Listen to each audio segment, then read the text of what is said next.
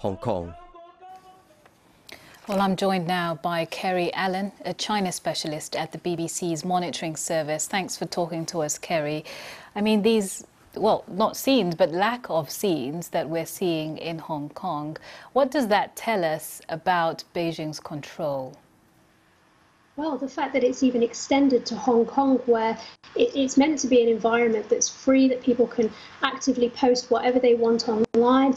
People are clearly scared this year. I mean, it's normally the case that you'll see these bird's eye views of Victoria Park and just floods of little candle lights. But people are not allowed to go in this year. I mean, I've seen on Twitter, you've got these composites of pictures from previous years, and it's just that there are fewer and fewer to even today. Yeah, no candles whatsoever, because there are 7,000 police patrolling Hong Kong trying to stop people from gathering. I mean, even though the coronavirus has somewhat subsided in Hong Kong, because of this national security law, people are generally afraid that they might be arrested for subversion anyway. So what a lot of people are doing this year is they're staying in their homes and they're finding alternative ways to be able to post about the event. So what they're doing is they're either posting online pictures of candles from previous vigils, or they're even taking pictures of the light switches in their homes, because they're saying we can't actively light a candle this year. And just tell us a bit more about how people are getting around this, and also what's that doing to the attitude that people have towards their government.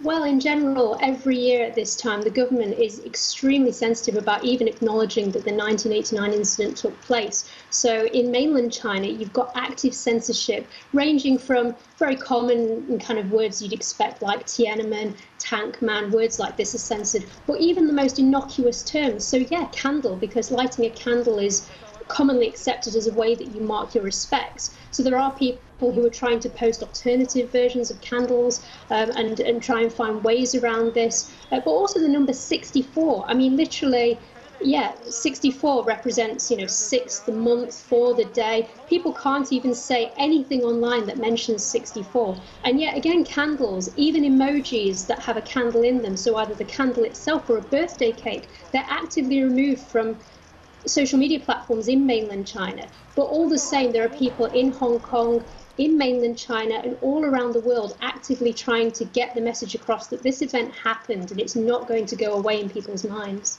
But the government has been saying, hasn't it, that stopping this vigil is about stopping the spread of coronavirus?